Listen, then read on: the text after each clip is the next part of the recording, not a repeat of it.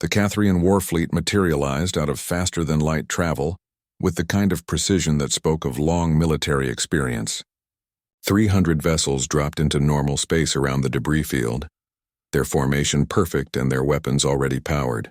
Danny Fletcher watched his tactical display fill with hostile contacts and felt a cold clarity settle over his mind. This wasn't a drill anymore. This was the moment every captain feared and trained for in equal measure. High Admiral Vorn's transmission came through on all frequencies, ensuring that every ship in the system could hear his declaration. He spoke in the guttural language of his species, but the translation was clear enough. The trial had been insufficient. The Cathrian sovereignty demanded a real test of combat capability, not a carefully controlled demonstration. The humans would engage in actual battle or stand down and prove their weakness to the entire galaxy. Commander Jake Morrison's voice immediately cut across the communication channels, broadcasting from the Vraxian flagship. He protested that this was a violation of Council protocols and peace accords. The trial was complete and humanity had passed. The Cathrians had no authority to demand additional tests. But even as Jake argued, Danny could see other Empire representatives maintaining their distance. Nobody was moving to intervene. The political calculation was obvious. Let the newcomers deal with this themselves and see what they were really made of. Admiral Claire Bennett appeared on Danny's private command screen. Her transmission routed through the quantum communication system that connected the Horizon directly to Earth Command. The delay was minimal and her expression was grim but composed. She had watched everything unfold and had already analyzed the situation. This was the Cathrians making a power play, showing the smaller civilizations what happened when you challenged the established order. But it was also an opportunity if Danny and his crew were willing to take the risk. Claire gave her authorization for full defensive measures. The Horizon was permitted to respond with whatever force was necessary to protect itself and its crew. She didn't order Danny to fight, but she made it clear that running or surrendering wasn't an option Earth would accept. Humanity had one ship in deep space, and that ship needed to show the galaxy that humans didn't back down from threats. The decision was ultimately his, but she trusted his judgment completely. Danny terminated the connection and looked around his command deck. Sophie Grant sat at tactical with her hands steady on the controls. Marcus Webb had tied his engineering station into the damage control network, ready to route around any systems that took hits. Helen Price had moved to the auxiliary science station and was analyzing Cathrian ship configurations, looking for tactical advantages. The entire crew had shifted from demonstration mode to combat readiness without hesitation or panic. He activated the ship-wide intercom and spoke to everyone aboard. They hadn't wanted this fight, and hadn't done anything to provoke it. But the Cathrians had made their choice, and now humanity had to make theirs. The crew of the Horizon would defend themselves with everything they had. They wouldn't fire the first shot, but if the Cathrians attacked, the response would be overwhelming and decisive. Danny asked if everyone understood and received acknowledgments from every station. High Admiral Vorn gave them 5 minutes to respond. Accept combat or stand down. Danny used the time to review the tactical situation. 300 Cathrian vessels surrounded his position in a sphere formation. They were maintaining a distance of about 200 kilometers, far enough to avoid immediate engagement but close enough to strike quickly. Their weapon systems were active and targeting solutions were being calculated. The Cathrians were serious about this and fully prepared to follow through on their threat. Sophie ran projections on her tactical computer and shared the results with Danny. In a straight fight, the odds were impossible. The Cathrians had numerical superiority, home field advantage in terms of crew experience with actual combat, and the benefit of established tactical doctrine. But she had noticed something in their formation. They were setting up for a classic overwhelming assault, the same basic strategy they had used against the Horizon during the trial. They expected the human ship to fight the same way it had defended earlier. Marcus reported from engineering that all combat systems were operating at full capability. The modifications they had made during preparation for the trial were still in place, giving them additional options beyond standard specifications. The fusion reactors could be pushed to higher output if needed. The point defense network could be reconfigured on the fly. Most importantly, the AI combat system had been analyzing Cathrian tactics during the demonstration and had developed response protocols. Helen added her analysis to the tactical picture. Cathrian military doctrine relied heavily on sustained fire from all directions, using sheer volume to overwhelm enemy defenses and eventually penetrate shields. Their ships were individually less advanced than the Horizon, but their coordination was excellent. The strategy had worked for them for centuries against dozens of different enemies. They had no reason to expect it would fail against one human vessel. Danny made his decision and ordered Sophie to implement a plan that would either save them or doom them completely. The Horizon began shutting down external emissions. Running lights went dark. Sensor arrays went passive. The fusion reactors throttled back to minimal output. Even the shield generators powered down. To anyone watching on sensors, the human ship simply disappeared from their screens. It was still there physically, but electronically it had become a ghost. The Cathrian fleet immediately went on alert. Their sensors swept the area frantically, trying to reacquire the target that had vanished from their displays. Vorn broadcast demands for the humans to show themselves. The observer ships buzzed with speculation about what was happening. Had the Horizon jumped to faster-than-light travel? Was this some new kind of stealth technology? Nobody seemed to know. For 10 minutes, nothing happened. The Cathrians spread out slightly, trying to cover more area with their search pattern. Their formation became less tight as individual ships pursued different scanning protocols. Danny watched from his darkened command deck, relying on passive sensors that received signals without broadcasting anything in return. The Horizon was moving slowly through the debris field using cold-launch maneuvering jets that produced almost no detectable emissions. Sophie monitored the enemy positions and waited for the right moment. The Cathrian formation had stretched thin as ships moved to cover more space. The carefully coordinated sphere had become loose and disorganized. Individual captains were making their own decisions about where to search. The unified threat was fragmenting into 300 separate vessels, each operating with less tactical awareness than they had maintained in formation. Danny gave the order, and the Horizon came back to life. But it didn't reappear where the Cathrians expected. Using the dead-stick maneuvering and the cover of the debris field, the ship had repositioned itself behind the enemy formation. When sensors came back online and weapons powered up, the human vessel was exactly where it could do the most damage with the least risk. What followed wasn't a battle in the traditional sense. The Horizon didn't try to destroy Cathrian ships. Instead, it systematically disabled them. Precise railgun fire knocked out engine assemblies, leaving vessels unable to maneuver. Focused laser strikes burned through sensor arrays, blinding ships to their surroundings. Missile barrages targeted weapon hardpoints and shield generators, stripping away offensive and defensive capabilities while carefully avoiding life support systems. Sophie's tactical team worked with machine efficiency, the AI network calculating firing solutions faster than the Cathrians could respond. Marcus routed power to weapons with perfect timing, ensuring that every shot had maximum effect. Helen provided real-time updates on enemy damage assessment, letting Danny know exactly which ships were disabled and which still posed threats. The Cathrians tried to reform their ranks and bring weapons to bear, but the Horizon was always moving, always repositioning, always staying in the blind spots created by disabled vessels. The human ship used the Cathrian fleet's own numbers against them. In the tight confines of the debris field, 300 ships became a liability. They couldn't fire without risking hits on their own forces. They couldn't maneuver effectively without colliding with disabled comrades. Within 30 minutes, half the Cathrian fleet was drifting powerless. Within an hour, only a handful of vessels retained any combat capability. High Admiral Vorn's flagship was among the disabled ships, its engines destroyed and its weapons offline, but its crew completely unharmed.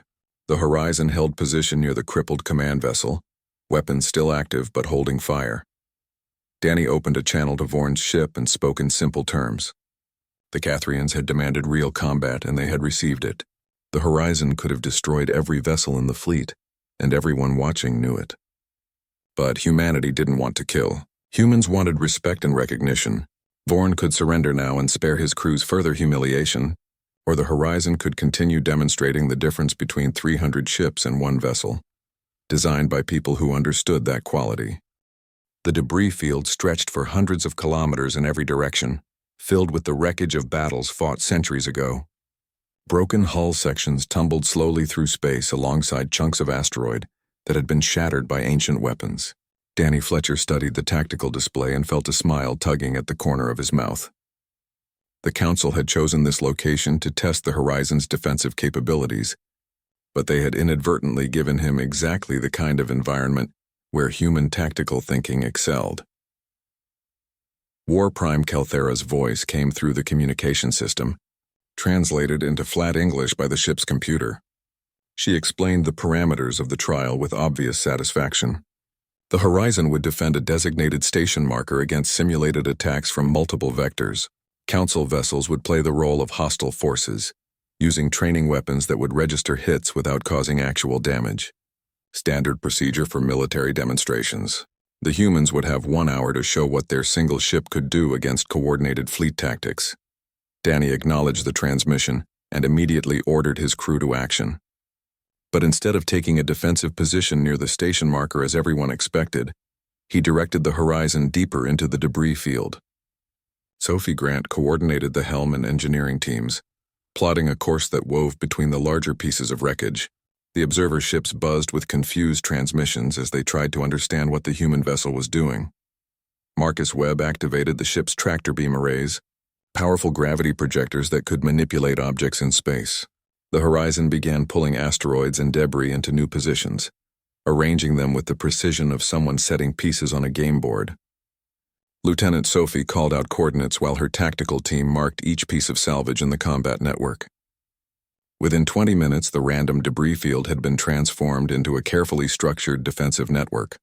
The larger asteroids were positioned to form mobile barriers that could be shifted as needed. Smaller pieces of wreckage were distributed as sensor relay points, each one extending the Horizon's detection range and giving the ship eyes in every direction. The derelict hulls from ancient battles became part of a layered defense that would confuse enemy targeting systems. The Horizon itself took position at the center of this improvised fortress, connected to every element through tractor beams and sensor links. Commander Jake Morrison watched from the observation deck of the Vraxian flagship, standing beside War Prime Kelthara and several other Council representatives. He could see the confusion on their faces as they tried to understand what humanity was demonstrating. Traditional military doctrine called for strong shields, heavy armor, and overwhelming firepower. The Horizon seemed to be doing something entirely different, and nobody was quite sure what to make of it. Kelthara gave the order to begin the attack phase.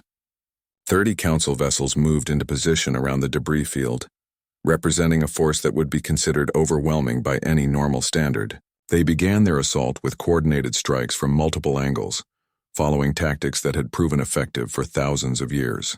Concentrate fire on one section of the enemy's defenses, break through, and exploit the opening. The Horizon responded in ways that made the observers question everything they thought they knew about space combat. Sophie's tactical team had programmed the AI network to treat the entire debris field as an extension of the ship itself. When enemy fire came from one direction, asteroids shifted to intercept. The training weapons, designed to simulate antimatter warheads and plasma cannons, detonated harmlessly against rock and metal that the Horizon had positioned precisely where needed. But the defense was more than just passive barriers. The Horizon's point defense systems came alive, tracking incoming projectiles with inhuman precision. Instead of relying on brute force energy shields that consumed enormous power, the ship used precise calculations to destroy or deflect threats with minimal expenditure. Small railgun turrets spat metal fragments that intercepted missiles. Laser clusters burned through the guidance systems of smart weapons. Every shot was measured and efficient. The electronic warfare suite, Helen Price's particular pride, began its work. Council vessels found their sensors showing phantom targets that didn't exist. Their communication systems experienced mysterious interference that broke coordination between ships. Their targeting computers locked onto debris instead of the Horizon. The human ship was fighting not just with weapons but with information, turning the attacker's own systems into liabilities. Danny watched his displays and called out adjustments. The beauty of the Horizon's design was that one person could coordinate the entire defense because the AI did the heavy computational work. He didn't need to micromanage gun crews or shield operators. He just needed to provide strategic direction and let his crew and the ship's systems handle the tactical details. It was a completely different command philosophy from what other species used, where captains had to manage hundreds of stations and thousands of crew members. The first wave of attacks broke against the Horizon's defenses without achieving any successful hits. The Council vessels regrouped and tried a different approach. They attempted to overwhelm the defense with sheer volume of fire, launching everything at once. Hundreds of simulated missiles and energy blasts converged on the human position. It should have been impossible for one ship to track and counter so many threats simultaneously. But the Horizon had been designed specifically for this kind of scenario. The point defense network had enough redundancy and processing power to engage thousands of targets at once. The AI prioritized threats automatically, deciding in microseconds which projectiles needed to be destroyed and which could be deflected or avoided. The ship's fusion reactors provided more than enough power to keep every system operating at peak efficiency. What happened next stunned everyone watching. The Horizon didn't just survive the massive barrage, it seemed to dance through the incoming fire, moving with grace that shouldn't have been possible for a vessel its size. Every threat was countered. Every gap in the defense was covered by repositioned debris or precisely timed point defense fire. And through it all, the ship used less than 30% of its actual combat capability. Marcus Webb monitored the engineering systems and reported that all equipment was performing within normal parameters. They could maintain this level of defense indefinitely if needed. The fusion reactors were barely working harder than they did during normal operations. The weapon systems had used less than 5% of their ammunition reserves. The ship wasn't straining or struggling. This was well within the Horizon's operational envelope. Sophie analyzed the Council fleet's tactics and identified their next likely move. She predicted they would try to split their forces and attack from above and below simultaneously, attempting to stretch the Horizon's defenses too thin. She recommended repositioning 3 of the larger asteroids to create overlapping coverage in those vectors. Danny approved the adjustment and the tractor beams shifted their cargo accordingly. The trial continued for the full hour, with Council vessels throwing everything they had at the human position. They tried stealth approaches, overwhelming assaults, precision strikes, and coordinated bombardments. Nothing worked. The Horizon adapted to every tactic, countering each new approach with responses that seemed almost casual in their effectiveness. The ship wasn't just defending, it was controlling the entire battlefield, turning the environment itself into a weapon and a shield. When the time finally expired, War Prime Kelthera called an end to the exercise. The Council vessels pulled back to observe position, their crews undoubtedly discussing what they had just witnessed. Danny ordered his crew to stand down from combat stations but keep systems at ready status. He had a feeling this wasn't over yet. Commander Jake Morrison contacted the Horizon directly, bypassing official channels. His voice carried a mixture of relief and concern. He told Danny that the demonstration had exceeded all expectations, but it had also scared a lot of very powerful people. The Council chambers would be in chaos right now, as representatives tried to understand the implications of what they had seen. Some would be impressed, others would be threatened, and a few might even be angry that their assumptions about military power had been so thoroughly challenged. Danny understood the political complexities, but his focus remained on his ship and crew. They had done exactly what they set out to do. They had shown the galaxy that humanity's approach to warfare wasn't a weakness born of limited resources. It was a strength born of necessity and innovation. One ship, properly designed and crewed by people who understood its capabilities, could stand against anything. The observer fleet began transmitting their analysis back to their respective governments. Within hours, the recording of the Horizon's defense would be studied by military strategists across dozens of worlds. Some would try to copy what they had seen. Most would fail because they didn't understand the underlying philosophy. Building a ship like the Horizon required more than just technology. It required a completely different way of thinking about warfare, resources, and what it meant to project power. The Horizon moved through space like a small city that had learned to fly. Captain Danny Fletcher walked through the main corridor of Deck 7, nodding to crew members as they passed. The ship hummed around him with the constant background noise of a vessel that never truly slept. Environmental systems breathed recycled air through every section. Artificial gravity generators maintained comfortable conditions throughout the 2-mile-long hull. Somewhere deep in the engineering spaces, fusion reactors converted hydrogen into power that fed every system aboard. Danny had been captain of the Horizon for 3 years, and he still found new details to appreciate about the ship every day. Unlike the vessels of other species which were built for specific purposes and expected to work alongside hundreds or thousands of sister ships, the Horizon was designed to stand alone. It had to be completely self-sufficient because Earth had only managed to build one deep space vessel. Every resource humanity could spare had gone into making that one ship as capable as possible. Lieutenant Sophie Grant was waiting for him in the Tactical Operations Center. She had been Danny's tactical officer since the ship's commissioning, and her understanding of combat systems was better than anyone else aboard. The Operations Center was a circular room with displays covering every wall, showing sensor data, system status, and tactical projections. Sophie stood at the central console with her arms crossed, studying a holographic representation of what the Council was calling the Trial of Strength. She looked up as Danny entered and got straight to the point. The Council expected a traditional military demonstration. They would want to see weapons fire, shield strength, maybe some fancy flying. The typical show that any species put on when they wanted to prove their military power. But she had been reviewing the historical data on these trials, and she had some thoughts about how humanity should approach this differently. Danny smiled and told her to continue. Sophie explained that every other species that had gone through the trial had tried to impress the Council with raw firepower or numbers. The few single-ship demonstrations on record had all followed the same pattern of showing off their most destructive capabilities. But the Horizon wasn't built for destruction. It was built for survival and adaptation. Maybe humanity should demonstrate what made them actually different, instead of trying to copy what everyone else did. Chief Engineer Marcus Webb joined them a few minutes later, his uniform stained with lubricant from whatever project he had been working on in the engineering bays. Marcus had been building and fixing things since he was old enough to hold tools, and he knew every system on the Horizon better than the original designers.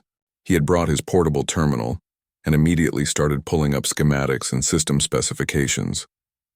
Danny asked Marcus to walk them through the ship's real capabilities, not the ones listed in the official specifications that the Council had been given.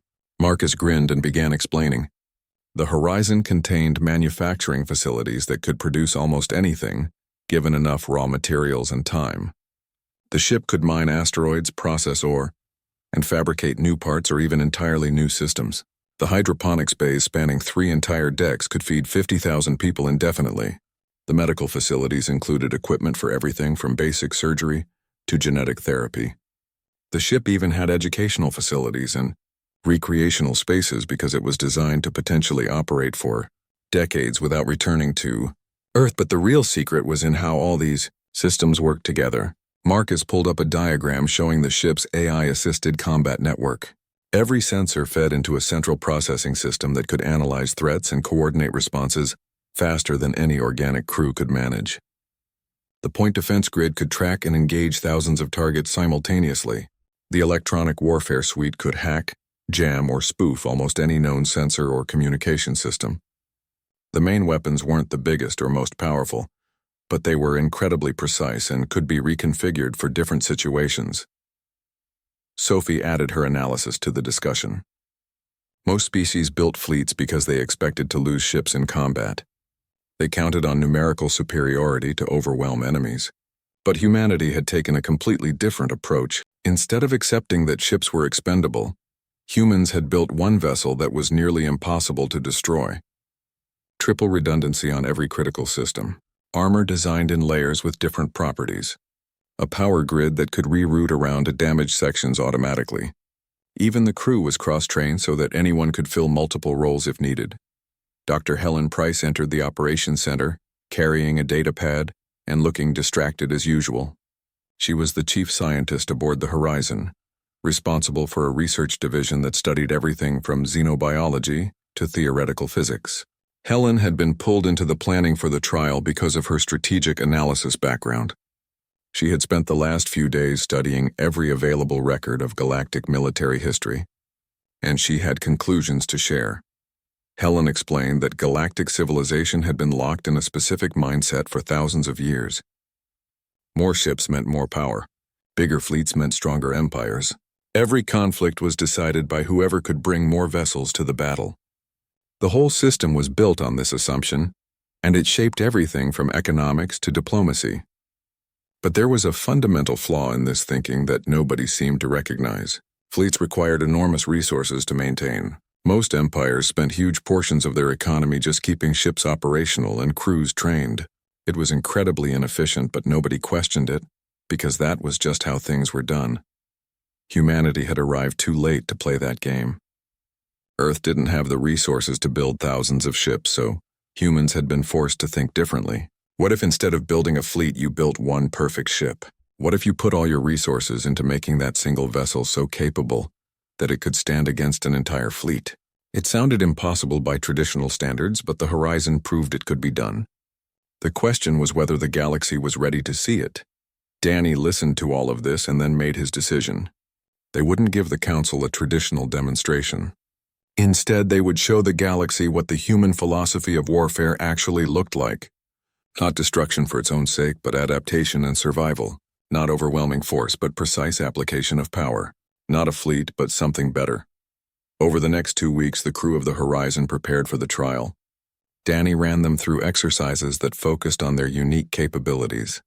They practiced using the ship's tractor beams to manipulate large objects in space. They drilled on rapid system reconfiguration, changing weapon loadouts and defensive postures in minutes instead of hours. They tested the AI combat network's ability to predict and counter various attack patterns. Every day brought new challenges and new refinements to their approach. Sophie worked with her tactical team to develop scenarios that would showcase what the Horizon could really do. She studied the debris field where the trial would take place and started planning how to use the environment itself as part of their defense. Marcus had his engineers preparing special modifications to several systems, pushing performance beyond the normal safety margins. Helen coordinated with the science division to provide real-time analysis during the demonstration, giving Danny the best possible information for split-second decisions. The crew understood what was at stake. They weren't just representing Earth in some ceremonial exercise. They were challenging the entire galaxy's understanding of military power. If they succeeded, humanity would have respect and a real voice in galactic affairs. If they failed, Earth would be dismissed as a minor civilization that had gotten lucky with its technology, but couldn't compete with the established powers. As the Horizon approached the designated trial coordinates, Danny gathered the senior staff one last time. He reminded them that they were about to do something unprecedented. For 10,000 years, galactic civilization had believed that military power came from numbers. Humanity was about to prove that sometimes, one ship crewed by the right people was worth more than 1,000 vessels, crewed by those who never questioned the old ways. The ship dropped out of faster-than-light travel at the edge of the debris field. Sensor displays lit up with contacts as observer vessels from every major empire appeared on the screens. Hundreds of ships had come to watch humanity's trial. Some were here out of curiosity, others out of skepticism, and more than a few were probably hoping to see the humans fail. Danny took his seat in the command chair and looked around at his crew. They were ready. The galaxy was about to learn what one human ship could do. The council chamber stretched wide enough to hold representatives from 12 different empires, and every seat was filled that morning. Commander Jake Morrison stood in the center of the circular room with his hands clasped behind his back. The ceiling above him displayed a projection of known space, with Earth marked as a tiny blue dot on the outer rim. Around him, alien representatives whispered and gestured at holographic screens that floated before their seats. Some looked curious, others looked amused, but most looked dismissive. Jake had been standing there for nearly an hour while the council debated humanity's application for membership. He kept his face neutral even though his legs were starting to ache. This was the moment Earth had worked toward for 50 years, ever since humans had developed faster-than-light travel and discovered they were not alone in the universe. The galaxy was old and crowded, and humanity was the newcomer trying to find its place among civilizations that had been exploring space for thousands of years. The Vraxian representative finally spoke, her voice booming through translation devices that made her words understandable to everyone present. Warprime Kelthera was tall even by Vraxian standards, with deep purple skin and eyes that glowed faintly in the dim chamber lighting. She gestured at the holographic display, and the image changed to show Earth's military capabilities. The display was embarrassingly brief. 3 orbital defense stations, a scattering of patrol craft and one deep space vessel. Kelthera's voice dripped with mockery as she addressed the council. Humanity possessed exactly one ship capable of operating beyond their own solar system. The vessel was called the Horizon, and while it was certainly large, it was still just one ship. The Vraxian Empire alone maintained a fleet of over 4,000 warships. The Cathrian sovereignty had even more. How could humanity possibly contribute to galactic security with such minimal force projection? She suggested that Earth's application be rejected, and that humans be advised to return when they had built a proper fleet. Several other representatives voiced agreement, their various languages creating a cacophony that the translation devices struggled to keep up with. Jake remained silent and still. He had expected this reaction. Admiral Claire Bennett had warned him during the briefing back on Earth that the Council would judge humanity by traditional standards. And by those standards, Earth looked hopelessly outmatched. The Torellian ambassador, a being that resembled a floating mass of tentacles inside a protective suit, raised a counterpoint.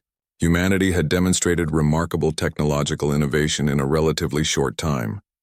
Their faster-than-light drive was surprisingly efficient, and their computer systems showed unusual sophistication. Perhaps they deserved a chance to prove themselves. The Torellians had always been more diplomatic than martial, and their voice carried weight in the Council despite their own limited military power. This sparked a new round of debate that lasted another 30 minutes. Jake used the time to study the representatives carefully. He needed to understand who might become allies and who would remain skeptics.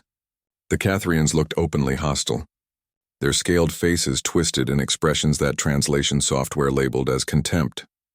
The hegemony of Pax representatives seemed neutral, their insectoid features unreadable. The smaller civilizations appeared sympathetic, perhaps seeing their own struggles reflected in humanity's position. Finally, the Council Prime called for a vote. The chamber fell silent as each representative registered their decision through secure channels. Jake felt his heart hammering in his chest but kept his breathing steady. Everything depended on this moment.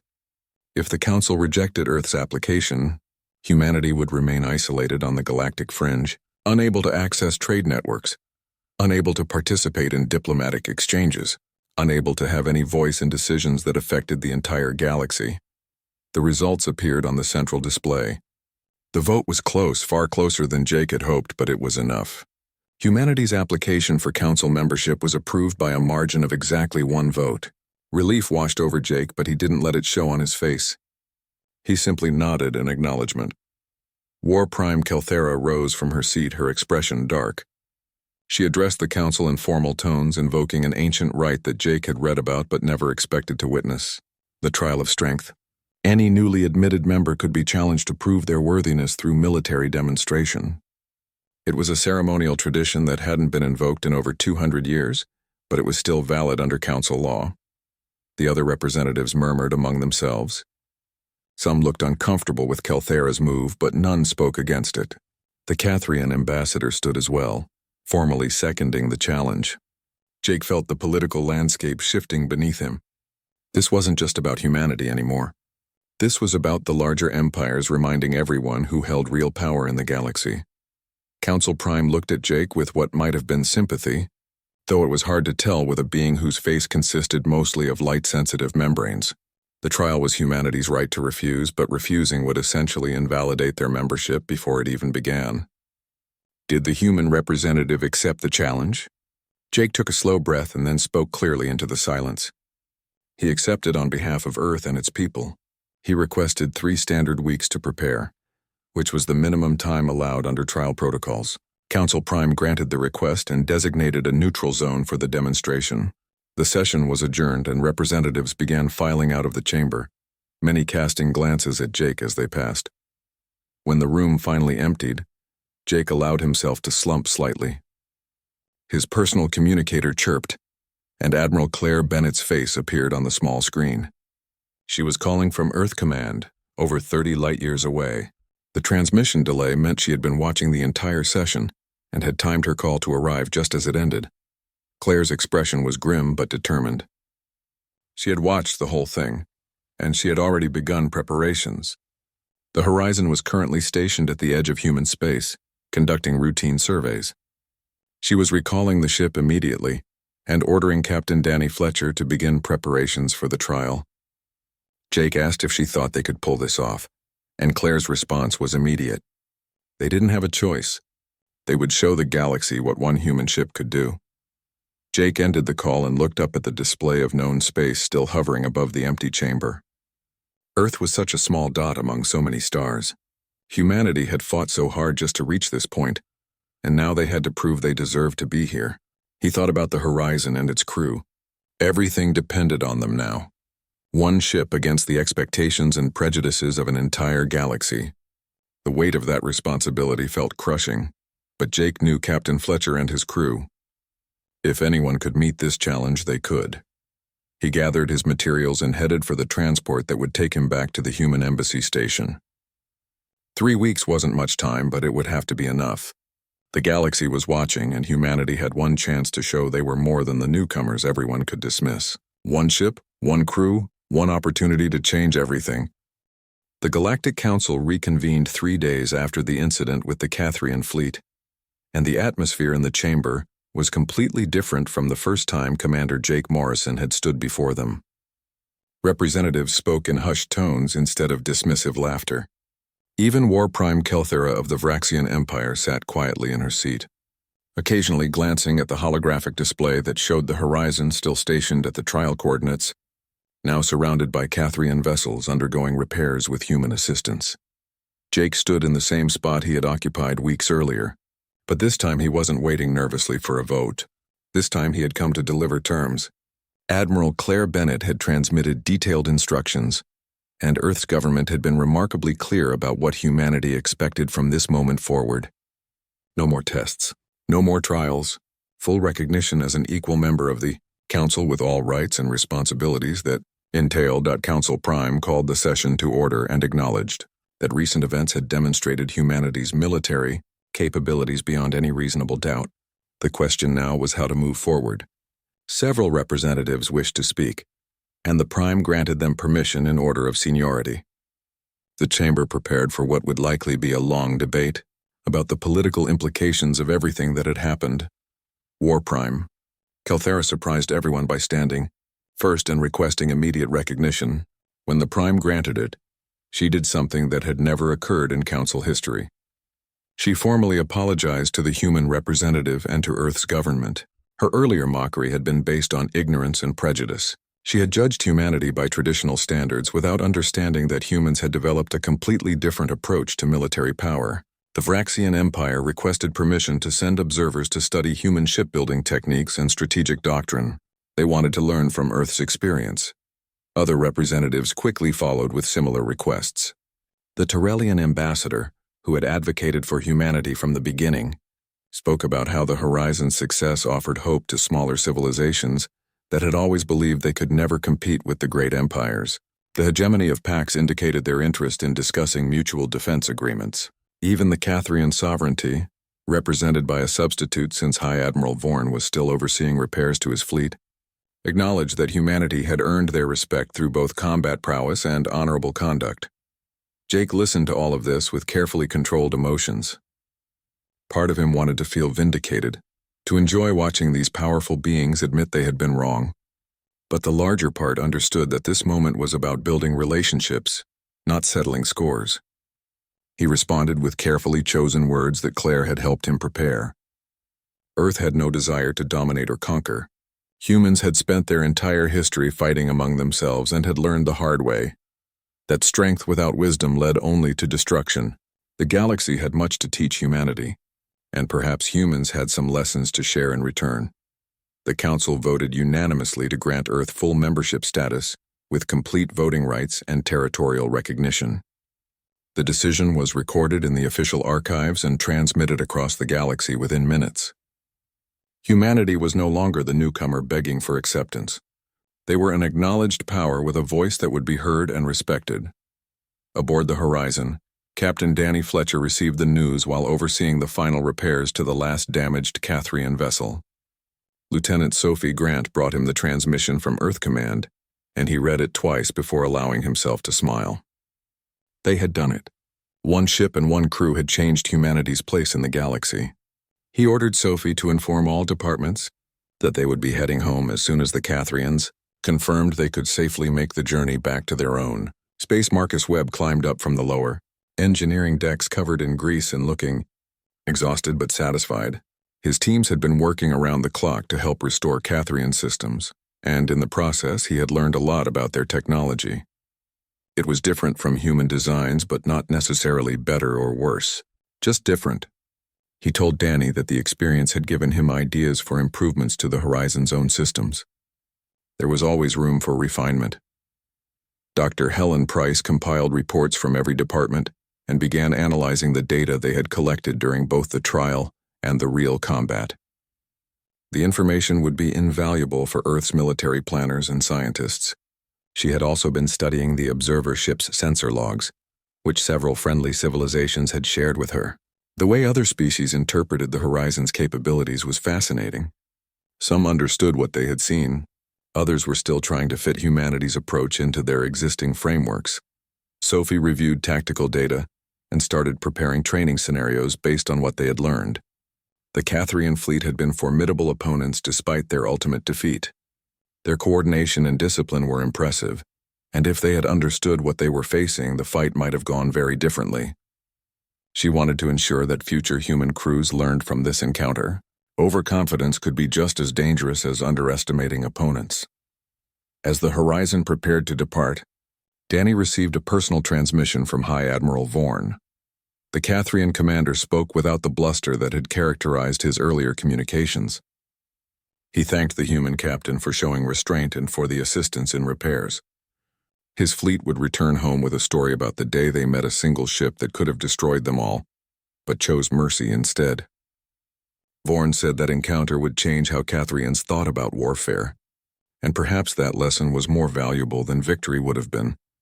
The journey back to Earth took 2 weeks at the Horizon's maximum sustainable faster-than-light speed. The crew used the time to decompress and process everything that had happened. They had left human space as representatives of a civilization seeking acceptance.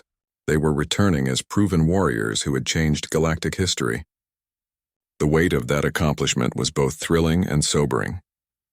Commander Jake Morrison arrived at Earth ahead of the Horizon, taking a faster diplomatic vessel so he could brief the government before the ship's return.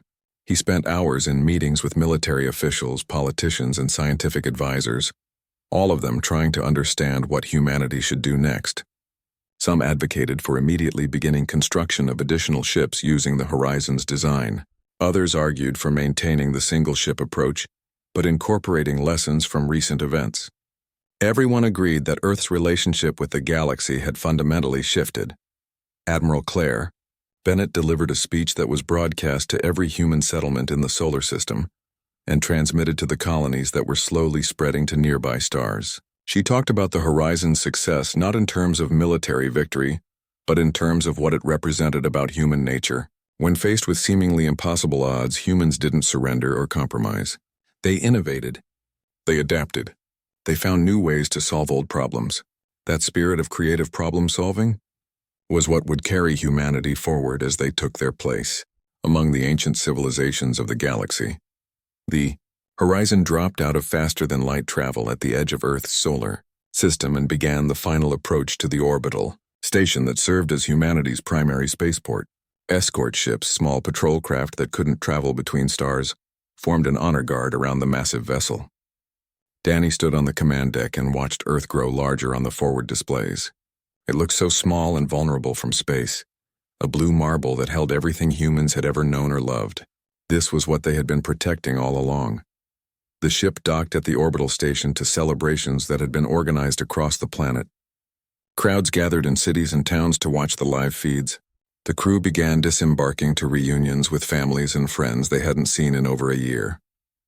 Danny was one of the last to leave, taking a final walk through the Horizon's corridors and thanking the ship itself for performing beyond all expectations. But even as Earth celebrated, messages were already arriving from across the galaxy. Smaller civilizations that had watched the Horizon's demonstration were requesting human assistance. They wanted advice on how to develop their own single-ship doctrines. They wanted to know if there was an alternative to the endless arms race that had dominated galactic politics for millennia. Danny read these requests and felt The weight of new responsibilities settling on his shoulders, Admiral Clare contacted him privately and asked if he would be willing to take the Horizon back out after a maintenance period. The galaxy needed to see that humanity's success wasn't a fluke, and that Earth was committed to being an active participant in galactic affairs. There were civilizations that needed help, diplomatic missions that required the kind of presence only the Horizon could provide, and opportunities to build relationships that would benefit humanity for generations to come. Danny looked out at Earth one more time and then agreed. The Horizon was more than just a ship. It was a symbol of what humanity represented in the galaxy,